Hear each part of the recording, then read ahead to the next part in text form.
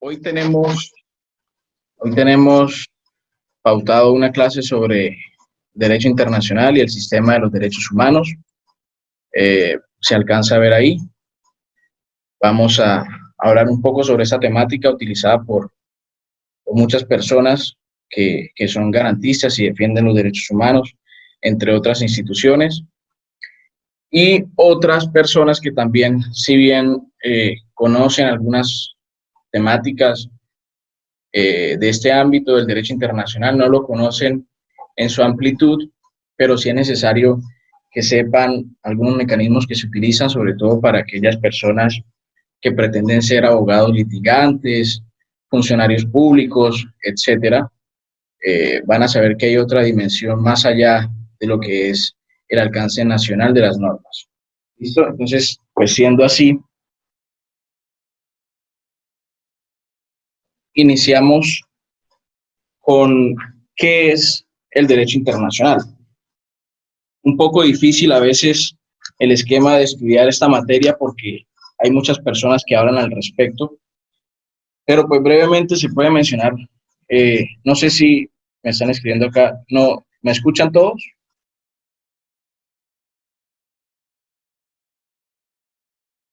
Sí, señor. Listo. Pues brevemente algunas personas mencionan que el derecho internacional pues son aquellas normas o el conjunto de normas que determinan las relaciones de los estados. También pertenecen a unos derechos y unos deberes que otorgan la membresía a ciertas organizaciones internacionales dentro de un ámbito internacional o de un ordenamiento jurídico. Hay ciertos autores que yo utilizo en esta temática, como Monroy Cabra, pues que especifica el derecho internacional, lo destina hacia la rama del derecho público, que estudia las relaciones en los estados. Pedro Pablo Camargo, que ya se lo he mencionado en varias clases, expresa que el derecho internacional público es el conjunto de normas positivas que hacen posible la coexistencia de los estados soberanos. O ahí porque entramos en otro tema, y es la clasificación de derecho y sobre todo la determinación de la soberanía. En el ámbito internacional vemos como principio determinante para las relaciones la soberanía. Incluso bajo este nombre también pues han ocurrido guerras y todavía las tenemos. Pedro Pablo Camargo es uno de los autores que, si bien discutió en su momento el tema de qué se denomina sujeto de derecho, con base a una estructura de la comunidad internacional, la podemos ver ahí, porque en su momento el autor Keppel decía que los sujetos de derecho solamente eran los individuos. Eh, Pedro Pablo Camargo pues estudió la teoría y dijo que no, que si bien los sujetos del derecho no son los individuos, son únicamente los estados quienes son facultados para ser sujetos de derecho, en el entendido que se le otorgan derechos y deberes. La doctrina en la actualidad ha mencionado que no solamente son los individuos, no solamente son los estados, sino ya intervienen otros actores en este campo del derecho internacional, que son las organizaciones internacionales, la Santa Sede o el Estado del Vaticano, que se adhirió después del Tratado de Letrán en 1969, si no estoy mal. La Cruz Roja Internacional, los territorios especiales, que si bien son ciertos grupos, gobiernos que se destinan en espacios geográficos, pero que no son reconocidos como un Estado soberano. Podemos dar el ejemplo del Principado de Mónaco eh, o Malta, por ejemplo. Los pueblos, naciones, los grupos beligerantes, el individuo y la sociedad. Cuando entramos a hablar del tema de los estados, pues claramente tendríamos que definir el origen del estado, pasando por John Bodino, la definición pues clásica del estado, que es pues como el territorio, la organización humana, la estructura política, la económica y social que interviene en un sector, y unos elementos específicos, ¿no? Como el territorio, la población, el poder político, pero sin dejar atrás un elemento que muy pocos teóricos enuncian y que es el reconocimiento del Estado. Ojo que es muy diferente el reconocimiento que se le da a un Estado al reconocimiento que se le da a un gobierno. Muchos países, muchas estructuras de gobierno pueden reconocer a un Estado, pero no a su gobierno o a sus mandatarios, como pasa en estos momentos, un ejemplo clásico, el de Venezuela, y en ciertos países o estados del Medio Oriente, ¿no? Este reconocimiento trae consigo ciertos derechos, ciertos deberes, ciertas inmunidades. Doctrinarios lo han llamado actos de Estado, pero pues no dejan de ser sujetos de derecho. Pasando un poco a la evolución de lo que es el derecho internacional, basándonos en la era clásica un poco, se le otorga la palabra derecho internacional al jurista Jeremías Bentham, quien en su momento clasificó, pues sin darle una relación a la palabra derecho internacional, para el conocimiento que había en ese momento le otorgó ese nombre. Recordemos que antes, con base en el derecho romano, se utilizaba era el derecho de gentes o el jus gentium. En la antigüedad tenemos a los grupos primitivos o las tribus que luchaban en ese momento por la pesca, la caza, la ganadería, por tener la supremacía del poder en los espacios en que habitaban, dándose por primera vez los resultados de esclavos de guerra.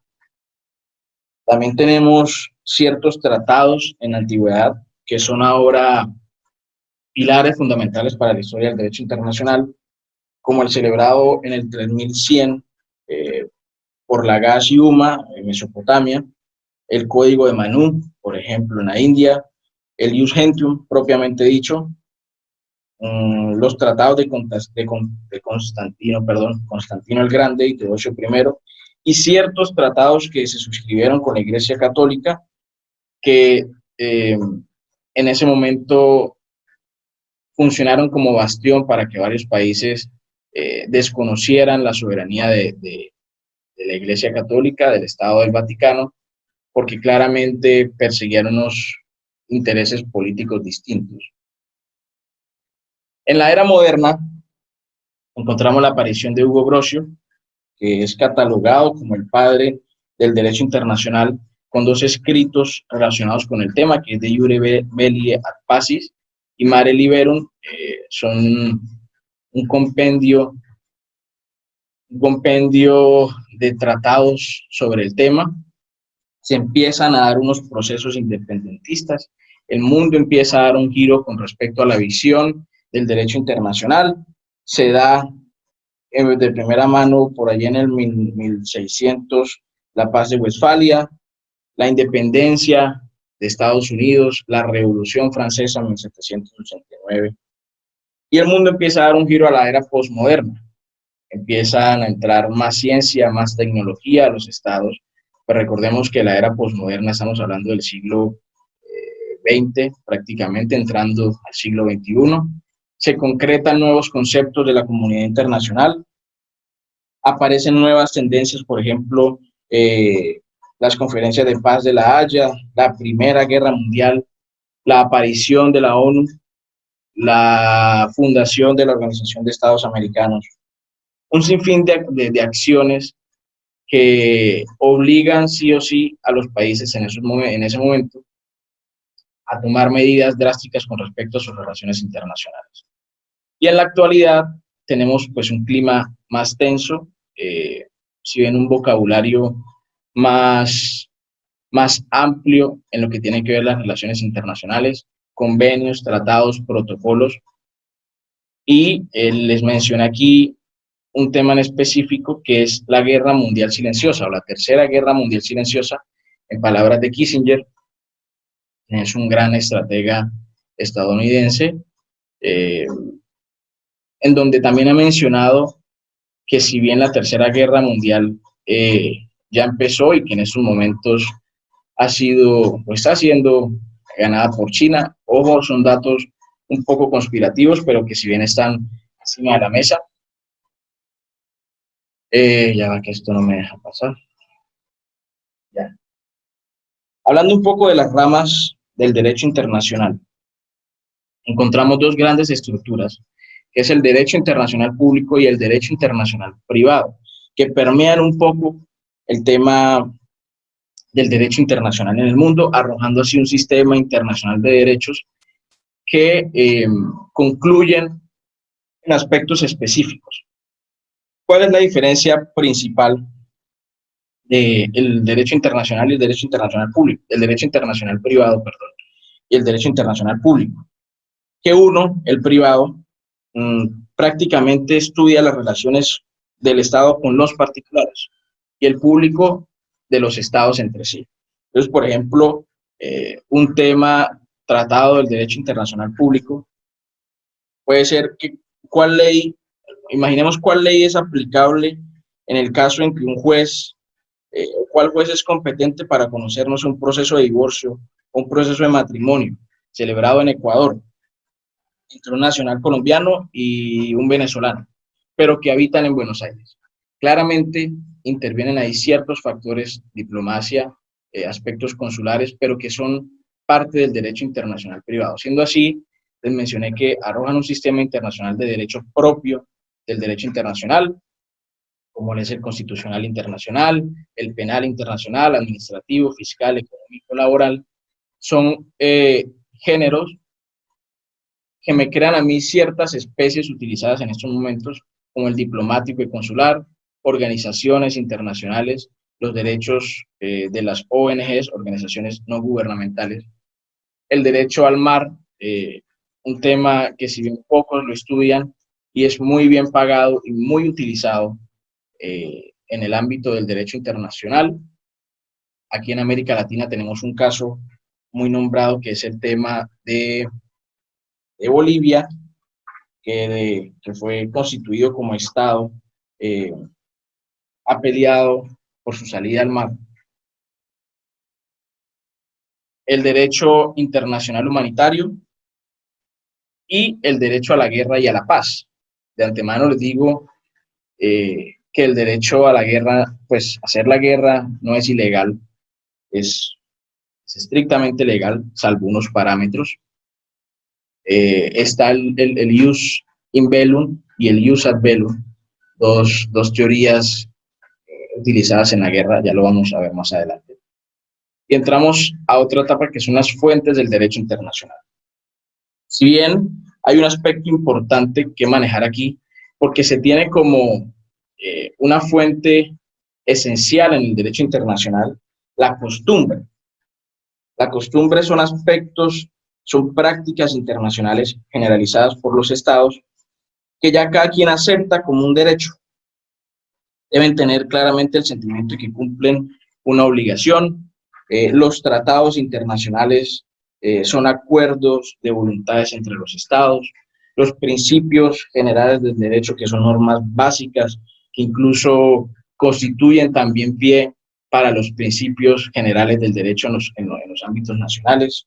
La doctrina nacional, la doctrina internacional, perdón, que son convenciones, tratados, etcétera, criterios jurídicos de especialistas en este tema, y sin dejar atrás la jurisprudencia internacional, que es el resultado o el compendio de decisiones de tribunales de justicia internacional, bien sea la Corte Internacional de Justicia, tribunales de justicia internacional, la Corte Penal Internacional, cada uno tiene un ámbito diferente. Me preguntaba hace ratico un estudiante que pues claramente cada quien se dedica a lo suyo, pero hay que saber que hay mucha diferencia entre la Corte Penal Internacional y la Corte Internacional de Justicia, ya lo vamos a mencionar más adelante.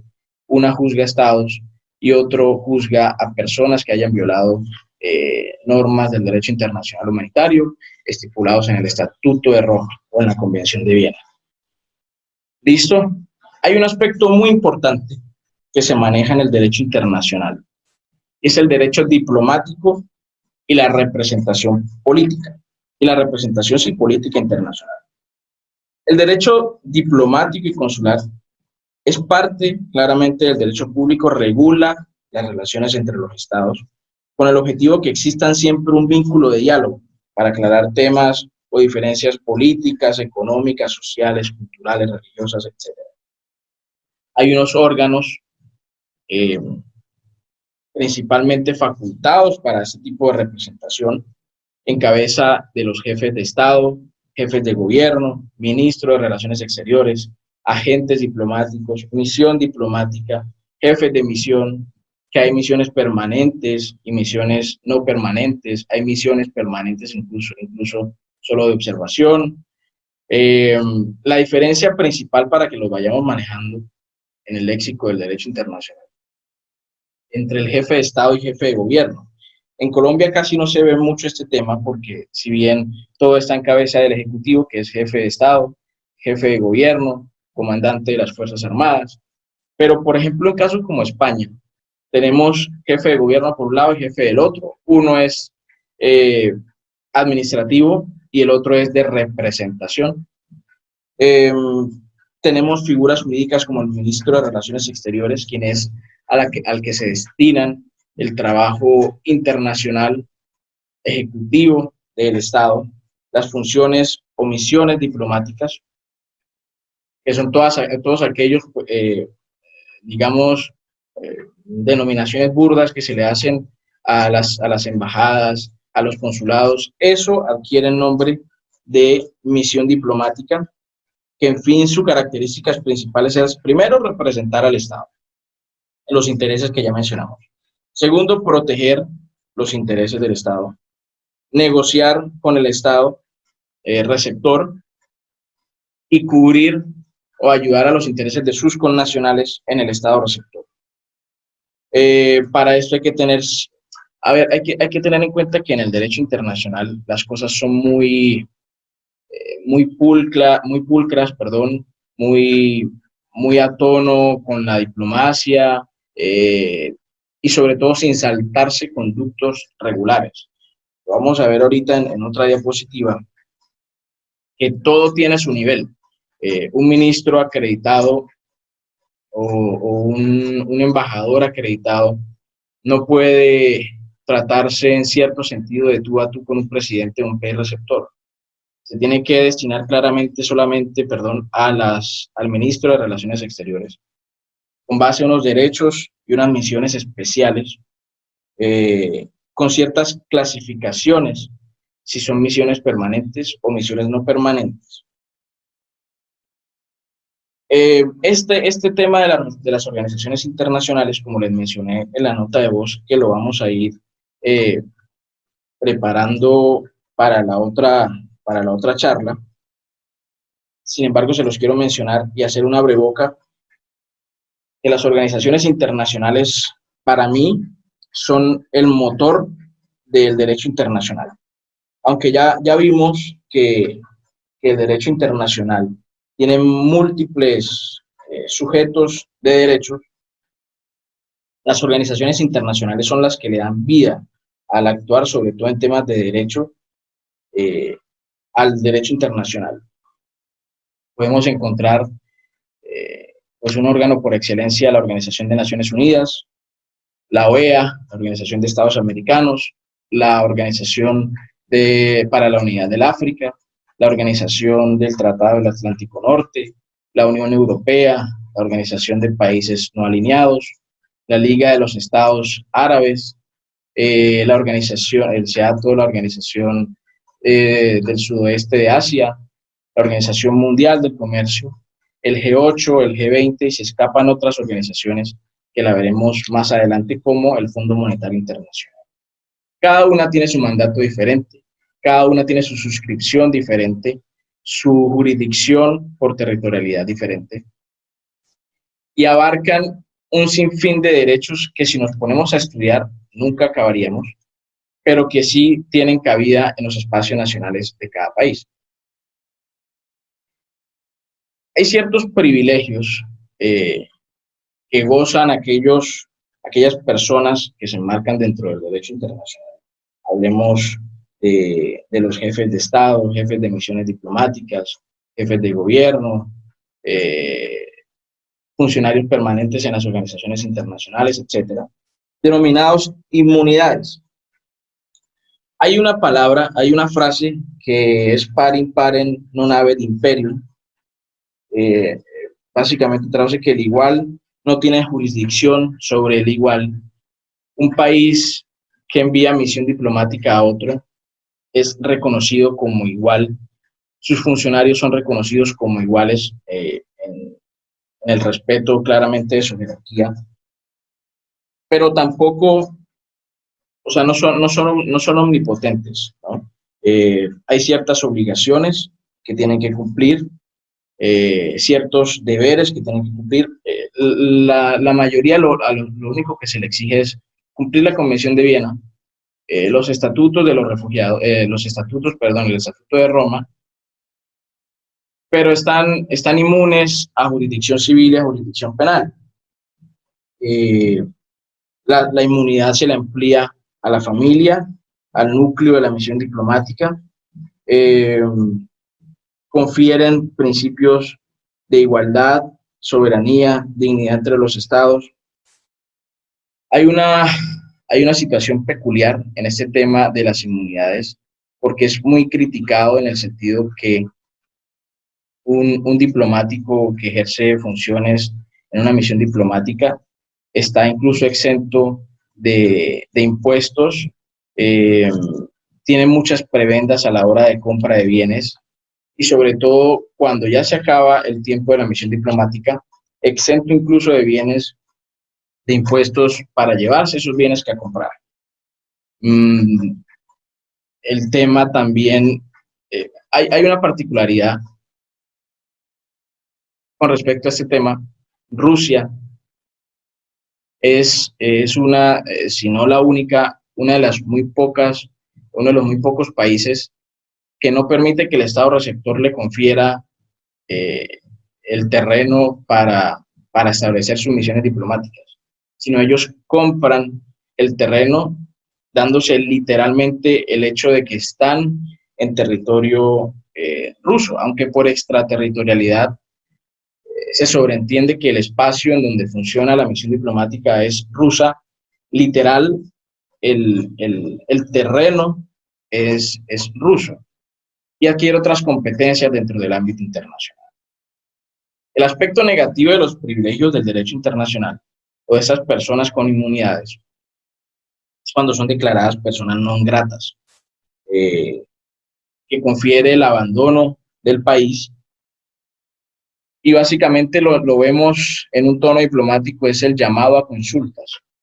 Lo podemos observar en las relaciones entre Colombia y Venezuela, cuando los países salen, la mayoría de veces los ministros de Relaciones Exteriores, y dicen, vamos a llamar a consulta a nuestro embajador en Caracas o en Bogotá. Ya se sobreentiende que las relaciones están tensas. Ahorita, de hecho, no contamos con misiones diplomáticas en los dos países, ni Colombia tiene misión diplomática en Venezuela, ni Venezuela tiene misión diplomática en Colombia, y se hace en largo sentido, o crece un problema gigante, porque los connacionales, indistintamente de qué país sean, se quedan sin protección. Y encontramos en la práctica actualmente colombianos en Venezuela que no pueden cruzar al lado colombiano por el tema de la crisis del COVID, y ciudadanos venezolanos que aunque no son repatriados a su país, por la vía legal no pueden cruzar. Ayer en la mañana estábamos en conversación y mesa de trabajo con la Cancillería de Migración, y uno de los principales problemas es que no tenemos misiones diplomáticas en ninguno de los dos países. Entonces estamos utilizando la medida de la tercerización. ¿Qué es la tercerización? La comunicación a través de nota diplomática con misiones diplomáticas de otros países que envían mensajes a Colombia para poder devolver a los ciudadanos colombianos. Si bien es Es una actividad tediosa andar haciendo ese tipo de tercerizaciones porque no contamos con relaciones diplomáticas, pero lo tenemos que hacer, porque prima el derecho de los connacionales. Y en últimas, la renuncia o solicitud de levantamiento de inmunidad, que eso es el inicio de una apertura a un trámite administrativo, la apertura a una denuncia, la apertura a una demanda. ¿Listo? En la jurisdicción nacional e internacional encontramos similitud en ciertos principios que podemos encontrar, valga la redundancia, en nuestros códigos en Colombia. El principio de jurisdicción internacional, que básicamente menciona eh, que todos los países tienen derechos y deberes que acatar, pero que están a la postre de servir al país que lo necesita. Confinan una serie de principios como el principio de la nacionalidad, a la territorialidad, a la protección, a la universalidad y en últimas, y no menos importante, a la personalidad pasiva. Los estados tienen jurisdicción para regular actos universalmente reconocidos como una amenaza a la comunidad y en ese sentido perseguir a sus connacionales o a quien se les sea solicitado, bien sea nacional o no. El principio de territorialidad, que abarca temas de subterritorialidad. ¿A qué me refiero con temas de subterritorialidad? Imaginemos básicamente una persona que haya cometido, un venezolano, que haya cometido delitos en Colombia por subterritorialidad o extraterritorialidad, también lo llaman otros teóricos. Puede ser solicitado por Venezuela si haya cometido delitos en Colombia. Esto sin dejar a un lado el principio de nacionalidad. En organizaciones internacionales hay un gran conflicto. ¿Por qué prima? Si el principio de la territorialidad o el principio de la nacionalidad, que los estados pueden procesar a sus nacionales por delitos cometidos en cualquier lugar del mundo. Claramente, y ahí es a donde entra la particularidad, si es aceptada universalmente por el país en donde se infringió la norma. Entramos, tiene relación la pirámide porque abarca también el principio de protección a los nacionales y connacionales que estén en otro lado del mundo o en otro país. Ojo que estoy hablando con base al sentido de la extraterritorialidad, ¿no? Y al ejercicio de la aplicación de la ley que puede tener un país sobre el otro. Esto sin dejar a un lado lo que ya les mencioné, hace rato, que ningún país puede ejercer su primacía por otro. En el ámbito del derecho internacional se presupone que todos los países son iguales.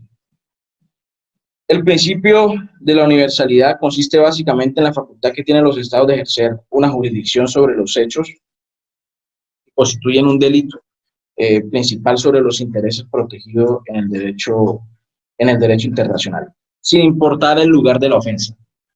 Y ahí es a donde entramos a estudiar un caso que recuerdo que tuvimos de una persona que atentó contra una persona de otra nacionalidad, que atentó contra el gobierno colombiano estando en Buenos Aires. O como el caso icónico en derecho internacional, que algunos lo tuvieron que haber visto con el profesor Luis Muñoz, aquella persona que da a luz en un avión francés, pero está en territorio español, y la persona es colombiana. Si bien confluyen una serie de derechos, de principios, de estudios que hay que tratar, pero al final tenemos que tener un resultado, y lo que encontramos en la práctica es que los países se cierran a dar respuestas, a dar resultados, porque manejamos, ahorita entro con el tema del principio de la personalidad pasiva, una estrecha relación con la hipocresía en el sentido que convienen tratados, suscriben tratados, pero a la hora de ejecutarlo no lo hacen. Y encontramos un sinfín de problemas cuando intentamos ejecutar esas acciones. No, al principio les dije que este estudio es interesante, no les hago el llamado a que se apasionen, porque ya cada uno tiene algo definido, pero sí para que vean la dimensión en lo que se trata día a día con ese tema. El tema de la personalidad pasiva es básicamente la nacionalidad que yo la llevo conmigo a donde sea. Independientemente de donde yo cometa un delito, yo siempre voy a llevar conmigo mi nacionalidad, mi identificación, y es ahí donde nacen los problemas, pero también nacen los resultados. Encontramos, y lo mencioné en anteriores clases, el caso en que un país para lavarse las manos o para en realidad no tener más problemas o no congestionarlo, y vamos en el caso de aquí, de Cúcuta, de la frontera, en Migración Colombia, en vez de ponerse a abrir expedientes administrativos, de juzgar a las personas, para andar congestionando más el aparato judicial, lo que prefieren es deportarlas y que Venezuela, perdón, los juzgue. Pero tenemos un gran problema, que ya hablamos de eso, y es el hecho que si lo devolvemos por el puente, las personas se regresan por la trocha. Entonces, ahí tenemos un problema gigante. Un estudio por excelencia en el ámbito del derecho internacional y lo que se maneja a diario, quiera o no quiera, es el derecho penal internacional ligado al derecho internacional humanitario. Son dos conceptos que siempre se manejan en cualquier actuar. Lo que se persigue en este ámbito es la esclavitud, la trata de personas, la difusión de material pornográfico. Y aquí tenemos un aspecto muy importante que, aunque ustedes no crean, es uno de los temas más perseguidos en Europa. Y paradójicamente, aunque Rusia es el primer país que tiene miles de expedientes abiertos por difusión de material pornográfico, fue el país en donde se celebró la Convención para la persecución del tráfico de material pornográfico en 1920. Falsificación de dinero, narcotráfico, daños ilícitos contra cables submarinos. Eso es un aspecto muy importante, porque por ahí pasan lo que son las fibras ópticas que conllevan las comunicaciones a los países. Y sorprendentemente es una de las cosas más, más perseguidas en el mercado negro. La discriminación, actos inhumanos o degradantes y terrorismo. Todo esto se marca dentro del Estatuto de Roma, que es donde me nombra a mí a las personas garantes de los derechos humanos, las tipificaciones de lo que se va en contra con base al derecho internacional humanitario. Aquí funge un papel importante la Corte Penal Internacional, quien es un órgano independiente que juzga a las personas que hayan cometido graves delitos contra el derecho internacional humanitario. Su ubicación en La Haya, tiene ciertos órganos específicos. Ahorita últimamente ha estado muy movida con sus actuaciones.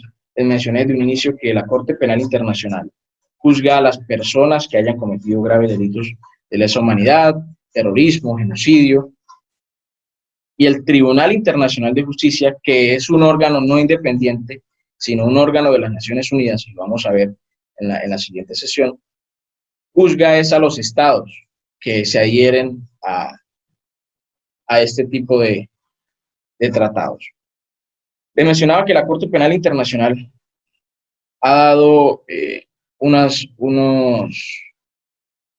archivos importantes, unas persecuciones importantes que han dado de qué hablar, sobre todo para las personas que, que cometen ese tipo de violaciones, por ejemplo, la condena y reparación en la República del Congo, la orden de arresto, que fue la primera y la icónica que emitió contra Omar al-Bashir, el jefe de Estado de Sudán, la condena por responsabilidad de mando que del entonces primer ministro de la República Centroafricana, en donde raptaba y utilizaba a niños, a niñas, para violarlas y luego entregarlas como trofeos de guerra. Y lo que se ha visto últimamente son crímenes postelectorales en Kenia y la persecución a grupos al margen de la ley que han destruido las herencias culturales en Mali. Siendo así, tenemos que hablar del tema de la responsabilidad internacional. Es algo que ustedes verán, y los que están en quinto pues ya lo están viendo, en responsabilidad civil, pero pues aquí hablamos de responsabilidad internacional.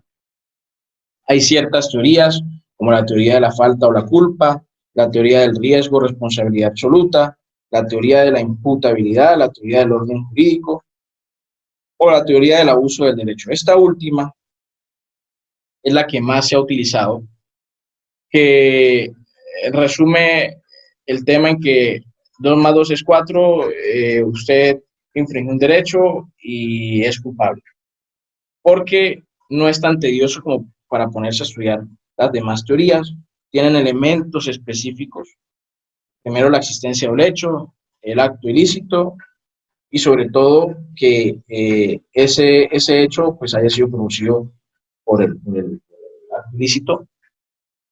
Se arrojan esos resultados a unos órganos en tratándose en tema de instituciones de estados, perdón, con personería jurídica, a los órganos de poder, en cierto sentido, el órgano ejecutivo, el órgano legislativo, el órgano judicial. Si pueden darse cuenta, no es muy diferente a lo que pasa en el ámbito nacional. Hay ciertas causales de exclusión que, si bien amplían la estructura de la, de la, del ámbito nacional, como por ejemplo el estado de necesidad, el consentimiento, la legítima defensa, las represalias, la fuerza mayor, el peligro y el peligro extremo. Yo subrayaría el tema de las represalias porque es una de las más utilizadas en el ámbito internacional y con la que más se ha utilizado para decretar guerras. También existen unas formas de reparación y un sistema de sanciones. En el sistema de sanciones pueden ser sanciones coercitivas y sanciones coercitivas. Las coercitivas o las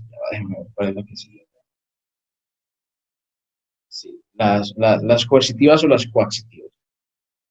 Existen unos medios pacíficos para resolver los conflictos internacionales, no solamente todo es guerra. Está la negociación, la conciliación, lo que nosotros podemos ver en los mecanismos alternativos de solución de conflictos. Aparece una figura muy utilizada que es la de los buenos oficios, trayendo la comparación con los mecanismos alternativos, es la del amigable componedor, donde un país tercero intercede por el conflicto que haya. Un gran ejemplo fue cuando el presidente de Estados Unidos intervino para acabar la guerra entre Rusia y Japón. La mediación internacional y la conciliación internacional. Y aquí ya es donde entra a jugar no la Corte Penal Internacional, sino la Corte Internacional de Justicia, cuando no se puede llegar a unos objetivos concretos en medios pacíficos. Es donde tenemos que utilizar el derecho a la guerra y el derecho en la guerra, el jus ad bellum y el jus in bellum. También hay unos estándares de neutralidad, permitidos por las Naciones Unidas, permitidos por las organizaciones del sistema regional de los derechos humanos. Vamos a verlo en la próxima sesión. Encontramos un sistema universal de los derechos humanos, un sistema regional de los derechos humanos y un sistema nacional de los derechos humanos. En cada una tiene sus variantes diferentes y sus reglas, ¿no? Sus reglas de juego. Y en últimas, todo esto confluye para los conflictos armados internacionales y no internacionales. Hay un ejemplo que se utiliza mucho cuando el expresidente Uribe mencionó que en Colombia no existía conflicto, guerra interna. Claramente esa palabra no se utiliza. Si bien él lo dijo con ánimos de decir que no estaba pasando nada, pero muchos lo entendieron con que realmente no era la palabra utilizada, sino era conflicto armado no internacional. Y aquí es donde entra a jugar un aspecto muy importante, los grupos beligerantes. ¿Qué son los grupos beligerantes? Son grupos armados que intentan o que solicitan reconocimiento por parte del Estado al punto de incluso querer buscar un Estado dentro de un Estado. Son connotaciones políticas que si bien pueden ser estudiadas aparte y tienen una gran, digamos, es muy bueno estudiar ese tema. En Colombia pasó después de una solicitud, fue negado, pero igual pasó en una solicitud que hizo el entonces presidente Hugo Chávez para ser reconocidos como grupos beligerantes a las FARC, porque esto otorga cierta relación de derechos y cierta relación de deberes a los grupos armados, tanto para ambos bandos, ¿no? Para el Estado como para el grupo beligerante. Y hay unas normas claras que hay que impartir en este tipo de situaciones, unos actos prohibidos por los grupos beligerantes y una prohibición de ayuda a los grupos beligerantes. Este tema es muy amplio y solamente se los quería mencionar a grosso modo para que ustedes sean curiosos del tema y llegar a un punto de quién paga la cuenta. La cuenta la pagan todas las personas, sujetos activos y pasivos del derecho internacional, sea humanitario o no, y lo quise desarrollar en estas dos frases de dos personas que, si bien existieron en dos tiempos diferentes, escribieron y resumen la situación con la que se vive hoy día. Heródoto, un filósofo griego, ningún hombre es tan tonto como para desear la guerra y no la paz, pues en la paz los hijos llevan a sus padres a la tumba. En la guerra son los padres quienes llevan a los hijos a la tumba. Y Winston Churchill, la guerra es una invención de la mente humana y la mente humana también puede inventar la paz. Son las situaciones que se viven actualmente en el mundo.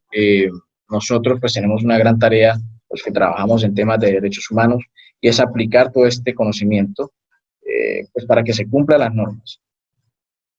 Entonces, eso era lo que les tenía que mencionar hoy. Recordemos que la